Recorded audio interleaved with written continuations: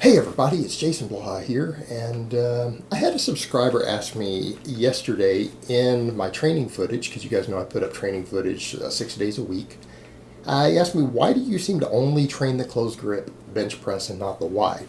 So let me put on my +5 out of weaponsmithing, work on skilling up my crafting a little bit, and let's talk about this. All right, that's a good question. It's something I haven't covered in a while. I think I should cover again. I've had a lot of new subscribers since I covered this last. All right, it's multifold in nature. It's multifold in nature. Number one, the narrower your grip on the bench press up to a point, till, obviously, till your rib cage gets in the way and you're forced to not be able to allow, you can't go any narrower without putting strain on the wrist, of course, the range of motion is longer. In other words, down here, see that range of motion versus out here, right? The range of motion is longer. Range of motion is longer. And for training purposes, that's actually quite a big deal. It's quite a big deal. Does anyone know why power lifters who are trying to set a max, they're trying to go for a world record, why they grip the bar oftentimes as wide as they can legally get away with in competition? And why do you think there's a reason there's a width limit in competition? There's a reason for that. It's so that everyone's forced to the same standard and they can't shorten the range of motion much further in theory. Why do guys do the big arch? So they can cut the range of motion down. In other words, 400 pounds, it's easier to move, I don't care what the exercise is, it is easier to move 400 pounds 8 inches than it is to move 400 pounds 16 inches, right? Anyone going to argue that? Basic physics. Basic physics. That's the reason shorter guys have better strength to weight ratios also. Right? They can squat more pound for pound, they can usually bench more pound for pound, all other factors being equal, usually by a pretty significant amount. Right? Relative strength tends to be much, much better the shorter your arms or legs are.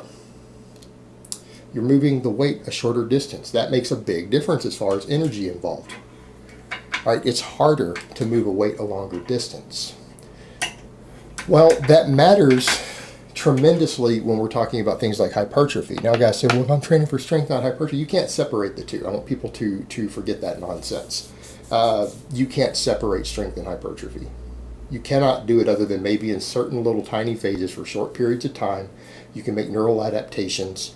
And yes, some training will give you more strength for every ounce of muscle that you gain than others. That's true. There can be deviations. That does matter. But you cannot separate the two other than maybe for short phases of time with sometimes new adaptations. In other words, if you gain strength, you'll gain muscle, and if you gain muscle, you'll gain strength. Drugs can skew that. Certain training methods can skew that slightly, but mostly it's drugs that skew that. Guys you see who are really jacked and not that strong, that is actually indicative of massive amounts of drug use combined with certain ineffective types of training. In other words, they've made sure they've intentionally stayed weak while gaining muscle. And that can usually only be done with drugs. But the drugs can take people the other direction also and make them insanely strong. It's all about how they train while using stuff. But you can't separate the two. Range of motion has usually more hypertrophic potential. Right? You have more potential for muscle activation the longer you do an exercise. In other words, same thing with a pull-up. If you go all the way down or you have a narrower grip on a pull-up, shoulder width instead of out wide, if you guys see me doing shoulder width pull-ups, it's harder. And you have a longer range of motion. So with the same amount of weight, you can usually stimulate more muscle growth because you have more potential for reaching more total muscle fibers on every rep. Same thing that, like you've seen Dr. Mike Israetel talk about. That's why he tells people the deadlift is great. It's a good exercise because there's a lot of weight involved. It involves almost every muscle in the body, but they are all partials. And if you can increase the range of motion, you can usually gain a little more muscle. And I say the same thing. For higher volume training on a deadlift, you should probably deficit deadlift, or you should probably snatch grip deadlift. It increases the range of motion, and it has more potential for muscle growth. That's why rack pulls are the stupidest thing ever invented for someone who's trying to actually gain size, right? It's absurd. Range of motion matters. Well, it matters on your pressing too. The closed grip bench press can oftentimes add 4, 5, 6 inches, 7 inches to the range of motion. Makes it harder. Well, that's also a big deal when it comes to recovery. Now, if someone's only benching once a week, that probably isn't as big of a deal, is it? But what about when you take someone like me who was benching 5 days a week, right? I bench 5 days a week. Right now, I come in and I hit a training max. I hit a heavy single, and then I do 3 back off sets Monday through Friday. The fact that the closed grip uses a little bit less weight, that puts less stress on your shoulder joints, puts less stress on your wrists, for the same amount of RPE for the reps and sets, right? Slightly easier for your joints to recover from. Slightly easier. It doesn't beat them up quite as much because you're using a hair less weight. And that might not matter for someone who's benching once or twice a week, but when you start trying to bench 3, 4, 5 days a week, that stuff adds up real fast as far as recovery goes. Then the other thing we get to is shoulders. That's the big one too. The wider your grip is, the harder it is on your shoulder joints. All right, the harder it is on your shoulder joints.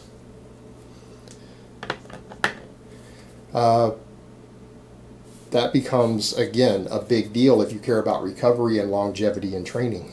That's a real big deal. Wide grip is harder on your shoulders. It's harder on your shoulders, and it's easier to tear a pec. So if you're going to come in and bench heavy multiple days per week, you really want to do the version. You want to do the version that's going to give you the best training adaptation with the easiest recovery with the lowest risk of injury. Right, the lowest risk of injury, because again, that real wide grip. If you're only benching once a week, you might not notice it. It might not really become a problem in your shoulders, particularly that potential for overuse inside the shoulder joint and everything else as far as that stress on the shoulder. But when you start benching multiple days a week, you will start to really feel it. That's people. You try to do what I do with a wide grip bench. Let's say you even go to 3 days a week. You do that for several months, you're probably going to start feeling it inside your shoulder a lot more. You're going to start feeling it in there, and that's not a good thing. You're going to get some additional inflammation. It's that extra stress on it. Eventually it can interfere with your recovery. It can lead to injuries in the shoulder. It's just better for overall shoulder health. It's better for overall shoulder health. Now, if you're peaking for a meet and you're going to go wider, if you're going to go do a powerlifting meet and your goal is to lift as much weight as possible, yes, you need to start bringing the grip out a little wider. You need to bring the grip out either immediately or through your peak for the meet. You need to bring it out wider, closer to, and get to where you're going to actually hit in competition. You're going to need to train that because there's a motor pattern and skill involved and everything else. And yeah, that matters a lot. But if you're not peaking for a powerlifting meet and you're not trying to hit the highest possible 1 rep max, then it's a little bit different. And people need to understand there's a difference between, as Paul Carter always says, building strength versus demonstrating strength, right?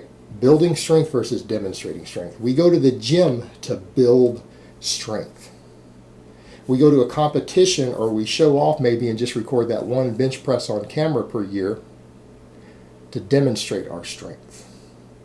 And there's a big difference between the two. And the same thing, actually, Paul Carter recommends a closed grip bench press for training also. Even that falls very well into his philosophy. And he's a legit 500-pound bencher. He's a respectable coach. So again, he kind of promotes that exact same idea. So when you're talking about doing the closed grip bench press, so training the closed grip and then competing with a wider grip, that's also the difference between building strength versus demonstrating strength. So hopefully that answers the question. All right, guys, but that's really all I have to say on that today. I hope it's been informative, and I will talk to you guys next time.